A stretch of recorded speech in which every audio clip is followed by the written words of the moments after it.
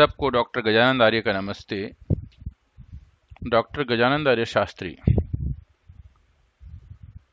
उपनिषद की कथा में कठोपनिषद के आज 10वें भाग में चिंतन अपने विचार अभिव्यक्त कर रहे हैं।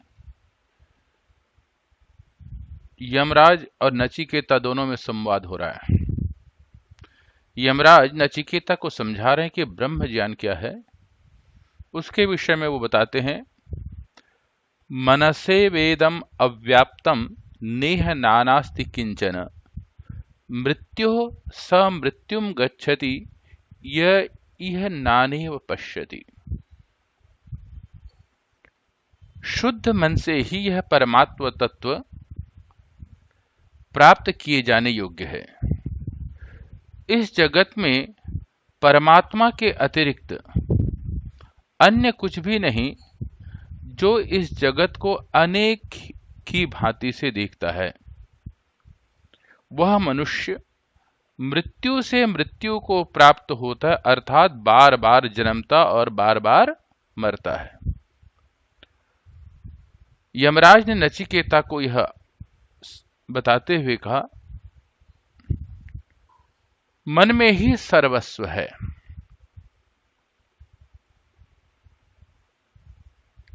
अर्थात मनुष्य मन के माध्यम से जीता है। आप शब्द को ध्यान दें, मनुष्य।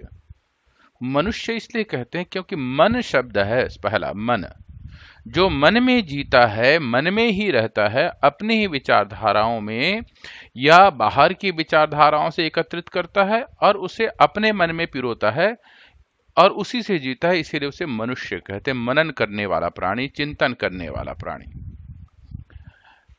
लेकिन एक बात का ध्यान रखें कि उपनिषद अलग क्या कहता है। वह परमात्मा तत्व तुम्हारे मन के अंदर भी व्याप्त है और उस मन को समझना मुख्य बात है। मन क्या है? एक शीशा है, प्रतिबिंबित करने वाला। आप शीशे के सामने में खड़े हो जाते हैं तो आपका बाह्य रूप, सौंदर्य सब कुछ नजर आता है। आपके सुंदर चेहरा, सुंदर आंखें, सुंदर बाल, आपका रंग रूप, आकृति सब कुछ नजर आएगा, जिसको देख करके आप अभिभूत हो जाते हैं। क्योंकि आपका मन वहां पर प्रसन्न है कि अब मैं अपना सुंदरता को देख सकता हूं। लेकिन यहां पर बाह्य सुंदरता के बारे में वर्णन नहीं किया, अपने मन को देखने के बारे में वर्णन किया है। मन को देखने का मतलब यह है कि थोड़ी देर बैठ करके तुम्हारा जो शरीर के अंदर में जो मन है, जो तुम्हारे शरीर को कार्य कराता है, प्रेरणा देता है, उसके बारे में चिंतन कर तो शीशे में वह नजर नहीं आएगा। अगर आप समझें कि मन को खोजने के लिए शरीर विज्ञान को जानने वाले किसी डॉक्टर के पास जाकर के ढूंढे तो वह भी इसे काट करके खोज के नहीं निकाल सकता। यह तो अनुभव की चीज है। जैसे आपको गर्मी की अनुभूति होती है तो गर्मी को आप ढूंढेंगे तो मिलेगा नहीं, लेकिन अनुभव से जानते हैं। सर्दी की अनुभूति होती है तो सर्दी को आप ढूंढेंगे तो नहीं मिलेगा, लेकिन लक्षणों से आपको लगता है कि हाँ मुझे सर्दी लग रही है या बाहर शरीर ठंडकता का वातावरण है। लक्षण होते हैं वो। लेकिन यहां पर मन जो है, जब तक से सोचेगा, मनन करता रहेगा, चिंता करता रहेगा तो वह अशुद्ध मन कहलाएगा। अशुद्ध मन का मतलब यह है उसमें विचार है, और वो विचार आपके माता पिता, आपके समाज, आपके परिवार के द्वारा दिया हुआ है, आपके संग्रहित ग्रंथों के माध्यम से आप प्राप्त हुआ है। लेकिन उन सब से परे हो करके निर्मल मन हो जाए। निर्मल मन का मतलब क्या है? किसी पानी से धोया नहीं जाता, किसी सत्संग से धोया नहीं जाता। उसे जाना जा सकता है सत्संग से, ग्रंथों से, महापुरुषों के ज्ञान से, लेकिन उसे शुद्ध करने के लिए विचार रहित मन होना चाहिए। जो न अच्छे विचार हो न बुरे विचार हो, सिर्फ विचारहीन। थोड़ी देर शांत हो जाए तो आपका मन निर्मल हो गया। जितने आप विचारों को इकट्ठा करते हैं, चाहे अच्छे हो चाहे बुरे हो, बस वो विचार ही आपको, मन जो है आपको नाना भांति का कार्य कराता रहेगा।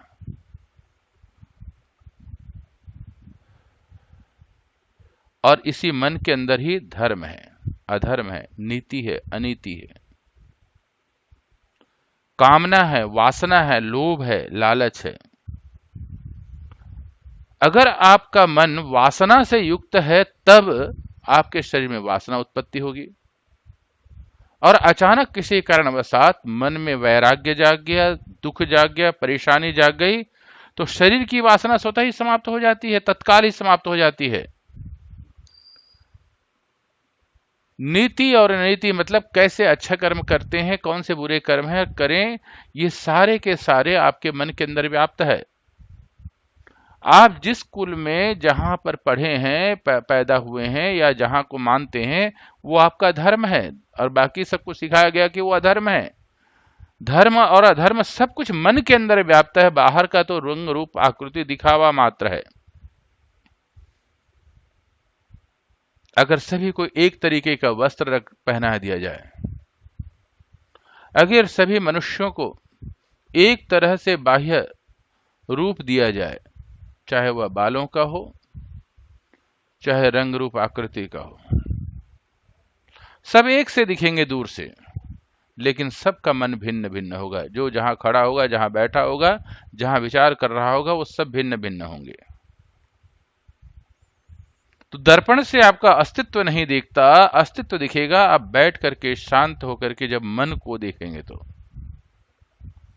अगला सूत्र कहता है, अंगुष्ठ मात्र पुरुषो मध्य आत्मनि तिष्ठति, ईशानो भूत भव्यस्य न ततो विजुगुप्सते एतद वैतद। हे नचिकेता, यह वही है जिसे तुमने पूछा था। क्या है वो? अंगुष्ठ मात्र परिणाम वाला परम पुरुष शरीर के मध्य भाग हृदय रूपी आकाश में स्थित है, जो भूत भविष्य और वर्तमान का शासन करने वाला है। उसे जान लेने के बाद व्यक्ति किसी की निंदा नहीं करता है। आप पूछ रहे थे, यमराज कह रहे नचिकेता से कि ब्रह्म क्या है, तो कहते हैं अंगुष्ठ मात्र, अंगूठे के बराबर। जैसे एक अंगूठे की जगह होती है, वैसे ही आपके हृदय रूपी आकाश, आकाश का मतलब खाली जगह पे, वहां पर वह आत्मा स्थित है, परमात्मा भी वहीं स्थित है, दोनों के दोनों वहीं स्थित है। लेकिन दोनों को देखने के लिए मन में जो भिन्न भिन्न कल्पनाएं करते हो, उन कल्पनाओं से नहीं, मन को शांत कर दोगे तो आत्म तत्व का दर्शन होगा। पर आत्मा का रंग रूप आकृति, परमात्मा का रंग रूप आकृति, जहां दोनों एक जगह हैं, आप उसको कैसे विचार करते हैं? बाहर की कल्पनाओं से नहीं। आप तो कल्पनाएं करते हैं, और उसी के आधार से, जैसे एक कलाकार अपनी कल्पनाओं के आधार से सुंदर सुंदर मूर्तियां बनाता है, और अपने इष्ट को, अपने चिंतन को वैसे ही बना देता है। लोग बोलते हैं कि देखो यही परमात्मा है,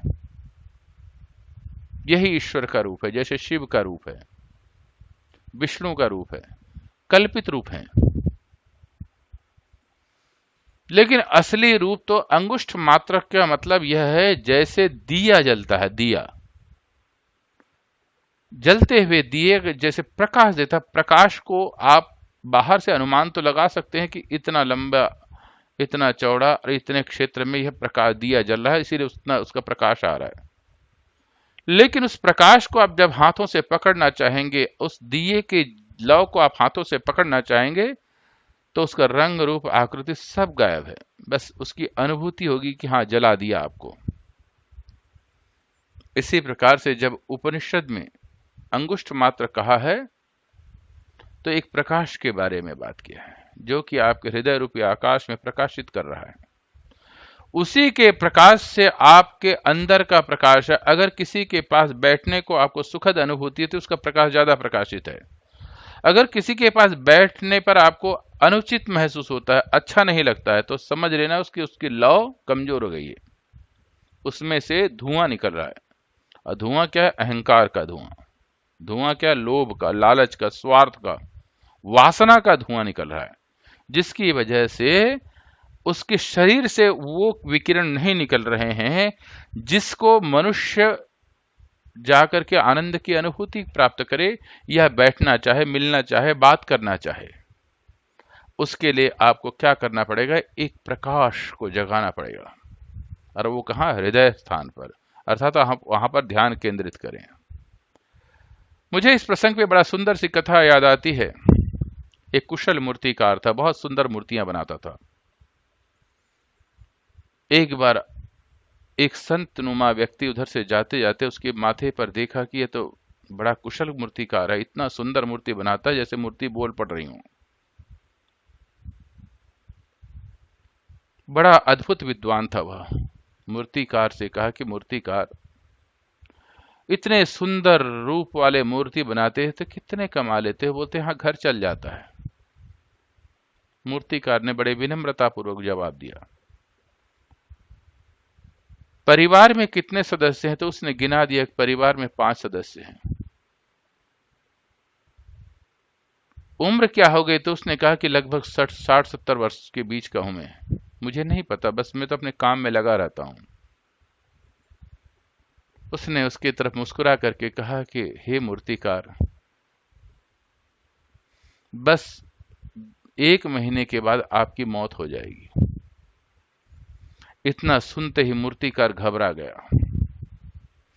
उसने कहा कि मैंने दुनिया के सामने में एक अद्भुत मूर्तियां बनाई हैं, इतना सुंदर पेश किया, आज मैं अपने कला का साक्षात नमूना दिखाऊंगा यमराज को, उसको भी समझ में नहीं आएगा। तो उसने क्या किया? 7 मूर्तियां बनाई,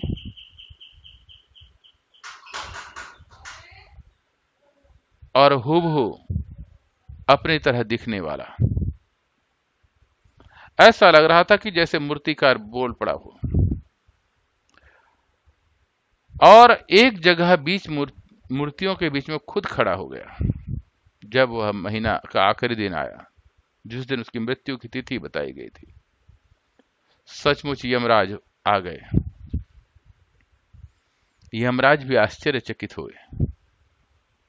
सारी की सारी मूर्तियां बिल्कुल एक जैसे, जैसे बोल पड़ेंगे, जैसे आजकल लोग मोम की मूर्तियां बनाते हैं, ऐसे ही बनाया था उसने। बीच में खड़ा हो गया। यमराज को समझ में नहीं आया कि कौन सा मूर्तिकार है, किसका समय पूरा हो गया है, मैं किसको ले जाऊं। पर यमराज तो यमराज है, उसने बड़ा एक चालाकी से बात की, और उसने बड़े सुंदर मीठे वचनों से बोला कि हे मूर्तिकार, मैं आज तुम्हारी कला के सामने में नतमस्तक हूं।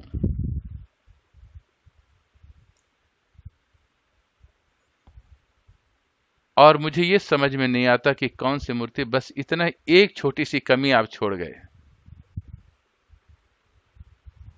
अगर ये कमी को आप पूरा कर देते तो मुझे वापस जाना पड़ता, मैं तो पहचान गया। इतना कहते ही मूर्तिकार बीच में से बोल पड़ा कि कौन सी कमी रह गई। ये यमराज की चालाकी में फंस गया और मृत्यु के गले में चला गया। कथन का तात्पर्य है कि मनुष्य अपने आप को कितना बुद्धिमान समझे। संसार की तमाम वस्तुओं को इकट्ठा कर ले, जब तक से वह आत्मा का दर्शन नहीं करता, परमात्मा का दर्शन नहीं करता, उसके आशीर्वाद को प्राप्त नहीं करता,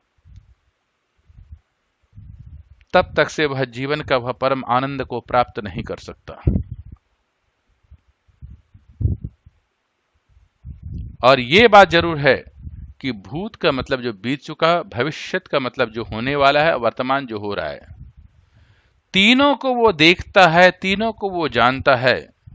अगर कोई व्यक्ति इस चीज को अनुभव कर लेता, वह किसी व्यक्ति विशेष की निंदा नहीं कर सकता, क्योंकि मनुष्य अधिक से अधिक दूसरों की बुराई करता है। जीवन के बातचीत के समय में अधिक से अधिक समय दूसरों को बुराई करने में, दूसरों के बुराई सोचने के बारे में मन में सोचता है, वाणी से बोलता है, दूसरों की बुराई करता है, निंदा करता है। तो यहां यमराज ने कहा कि ऐसा व्यक्ति जिसने आत्मा का दर्शन कर लिया हो, जिसने परमात्मा का दर्शन कर लिया हो, वो कभी दूसरों की बुराई नहीं कर सकता। आगे बहुत सुंदर शब्द कहते हैं, अंगुष्ठ मात्र। अंगुष्ठ मात्र पुरुषो ज्योतिरिवा धूमकः ईशानो भूत भव्यस्य स एवाद्य स उष्व एतद वै त्वत्। हे नचिकेता, यह वही है जिसे मैंने भी थोड़ी देर पहले आपको अंगुष्ठ मात्र कहा, मतलब प्रकाश के बराबर, अंगुष्ठ के बराबर के प्रकाश वाला है। परम पुरुष परमात्मा धूम रहित ज्योति की भांति है, मतलब धुएं से रहित प्रकाश की भांति है। और कहा भूत भविष्य वर्तमान पर शासन करने वाला वह परमात्मा ही आज है, वही कल है और वही नित्य सनातन है। यही वह है जिसके विषय में तुमने पूछा था, संकल्प लिया था।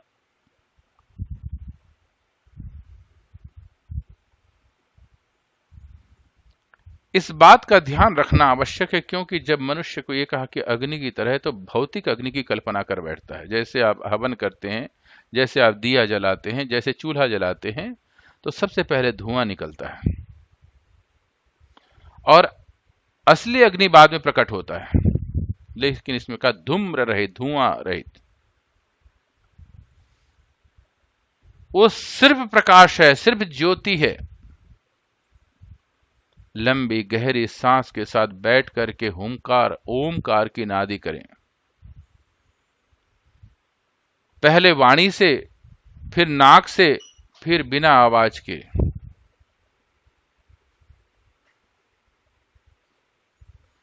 और शांत होकर के मन को देखें कि मन क्या सोच रहा है।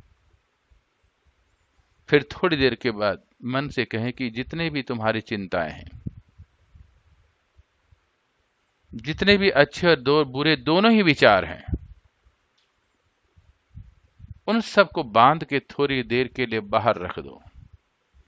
अब कौन होगा? मन तो होगा नहीं। जब तक से विचार होगा तो मन होगा, विचार नहीं है तो मन नहीं है, शांत है वो। अब तुम्हारा प्रकाश, आत्मा का प्रकाश और परमात्मा से मिलन, दोनों के संयोग से जो सुंदर एक दिव्य प्रकाश उत्पत्ति हो रहा है, मात्र तुम उसी का दर्शन करोगे, भौतिक आंखों से नहीं, अंतर आंखों से। अगर भौतिक आंखों से देखोगे, बाह्य अग्नि की कल्पना करोगे और तुम्हारा धुआं निकलेगा। धुआं कौन सा है? मनुष्य का धुआं होता है, उसका अहंकार का धुआं, उसका लोभ का धुआं, उसकी वासना का धुआं। जब आंख बंद करोगे, तुम्हारी वासनाएं बड़ प्रबल हो जाएंगी, तुम्हारा लोभ प्रबल हो जाएगा, तुम्हारा अहंकार प्रबल हो जाएगा। वो धुआं निकलने लग जाता है। जैसे आप भौतिक आंखों को बंद करते, तीसरे नाक को खोलना शुरू करते हो और उसी में ही तुम्हारा समय निकल जाता है, तुम आगे नहीं पढ़ पाते। इसीलिए मन के पास बैठ करके देखो वो क्या क्या सोच रहा है और उसको बोलो कि थोड़ी देर के लिए बाहर रख दो इसको। इस बात का ध्यान रखना आवश्यक है नचिकेता कि उसमें धुआं का नाम धुआं नहीं होगा। वहां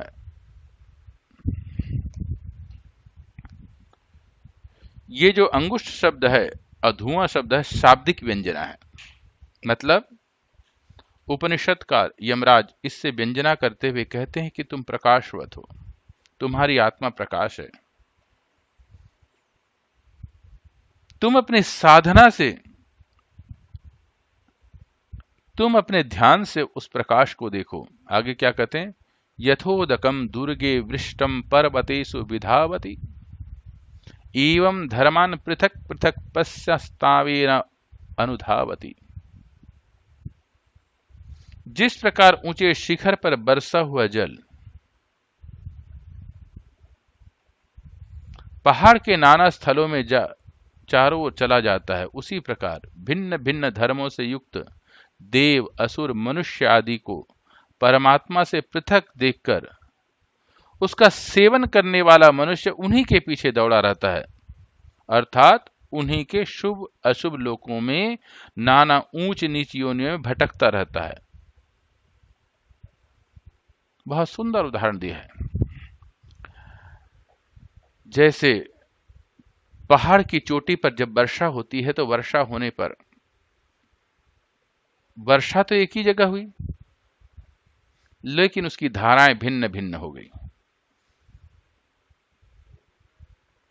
एक ही पर्वत से निकलने वाले नदियों का नाम, किसी का नाम गंगा है, किसी का नाम यमुना है। एक ही पर्वत से बहने वाले नदियां और नाले झरने भिन्न भिन्न हो गए। जल तो एक ही जगह गिरा था, लेकिन नाम भिन्न भिन्न हो गए, रंग भिन्न हो गया, दिशाएं भिन्न हो गई। इसी प्रकार से संसार एक है, परमपिता परमात्मा की कृति एक है, उसमें भिन्न भिन्न शरीर वाले व्यक्ति हैं, भिन्न भिन्न जाति और धर्म को मानने वाले व्यक्ति हैं, भिन्न भिन्न संप्रदाय को मानने वाले व्यक्ति हैं। लेकिन एक बात याद रखना, जो व्यक्ति इसी की चिंतन करता है, इसी के बारे में चर्चा करता है, देखो वह उस धर्म का व्यक्ति है, उसका रंग रूप आकृति वैसी है, वह उस संप्रदाय का है, उसका रूप सौंदर्य ऐसा है, मेरा ऐसा है, मैं उससे महान हूं। जो इन बातों में पड़ जाता है, यमराज ने कहा, वो इसी संसार में मृत्यु रूपी दुख को प्राप्त करता रहता है। लेकिन जो परमात्मा का चिंतन करने वाला व्यक्ति, जैसे जल जहां वर्षा हुई थी सिर्फ उसको देखता है, ये सारे के सारे जल हैं,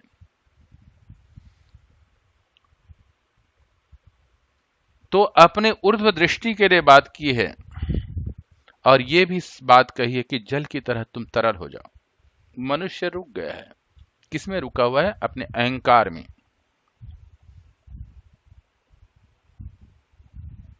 उसमें बहाव नहीं है, जैसे नदियों में बहावर बहती हुई समुद्र में जाकर के विलीन हो जाती हैं, और अपने इष्ट को प्राप्त करने के लिए समुद्र से वाष्प बनकर के फिर वह बादलों में पहुंच जाते हैं। वो उसका इष्ट स्थान है जहां से वर्षा हुई थी। इसी प्रकार से हे मनुष्य, सांसारिकता की बाह्य वस्तुओं को छोड़ करके अंतर्मुख हो जा, और अंतर्मुख होने के पश्चात अपने आप को जैसे भाप बन करके जल ने अपने आप को बादल में विलीन कर दिया, ऐसे ही तुम अपने प्रकाश को देख करके ब्रह्म में अपने आप को विलीन कर दो। अगर तुम सांसारिकता की इन चकाचौंध में दौड़ते रहोगे, यह कर्तव्य है, तुम्हारा कर्म है, लेकिन तुम्हारी दृष्टि कहां होनी चाहिए? बादल की तरह। जिस बादल ने वर्षा की उत्पत्ति की, वर्षा की यहां पर, जिस परमपिता परमात्मा ने तुम्हारे कर्मों के फल के आधार से तुम्हारे को अलग अलग शरीर प्रदान किया, अलग अलग विचारधाराएं प्रदान की, अलग अलग परिवार में उत्पन्न किया, तुम्हारी दृष्टि वहां पर होनी चाहिए, न कि समाज में व्याप्त लोगों को।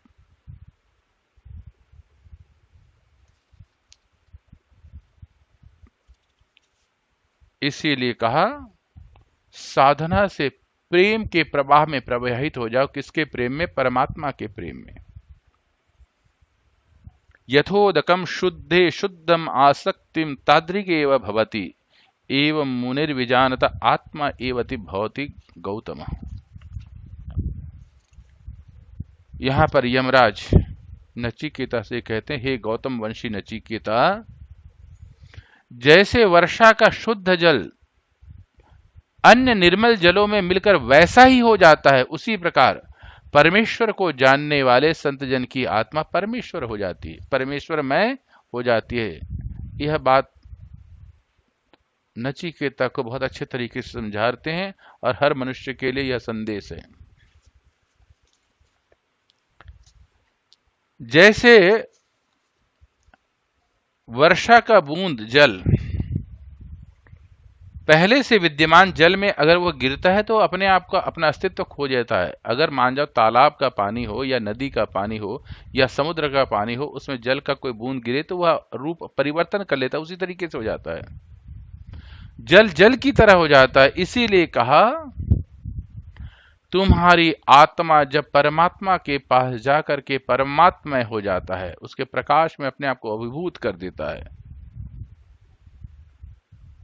जैसे संत लोगों ने किया, जैसे महापुरुषों ने किया। इसीलिए थोड़ी देर बैठ करके तू ध्यान कर, अपने आप को पहचानने की कोशिश कर।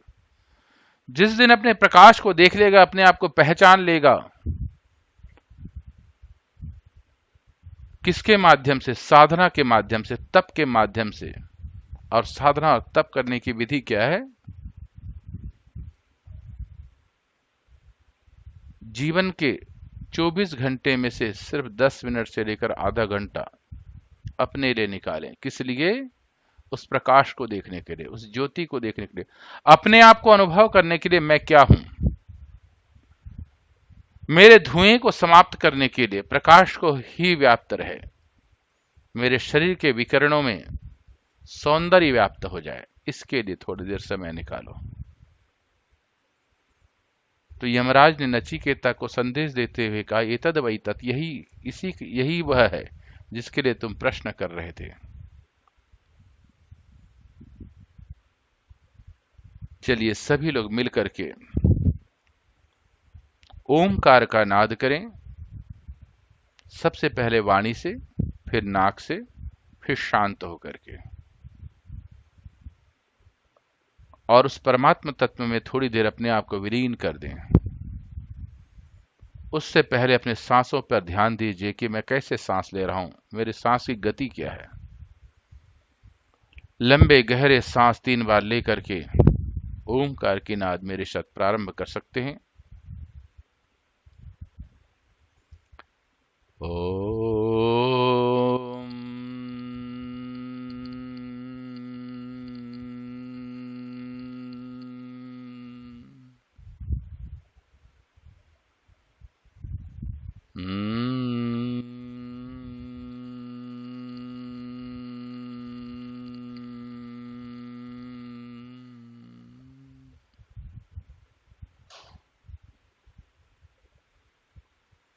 इसके पश्चात मौन होकर के थोड़ी देर अपने आप को देखें, और ज्यादा समझने की इच्छा हो तो मेरा त्राटक वाला वीडियो को जरूर देखें, उससे आपको थोड़ा समझ में आएगा और वहां पर साधना का तरीका आपको समझ में आएगा। इन्हीं शब्दों के साथ सबको मेरा नमस्ते। अगले वीडियो के लिए आप इस वीडियो को सब्सक्राइब करें या YouTube में जाकर के डॉक्टर गजानंद आर्य शास्त्री को ढूंढें और प्लेलिस्ट में जाकर के कठोपनिषद की कथा, वहां पर आपको सारी कथा मिल जाएगी, आप वहां देख सकते हैं। और संपूर्ण कठोपनिषद का ज्ञान प्राप्त होगा जिसमें ब्रह्म ज्ञान के विषय में वर्णन है। ओम शांति।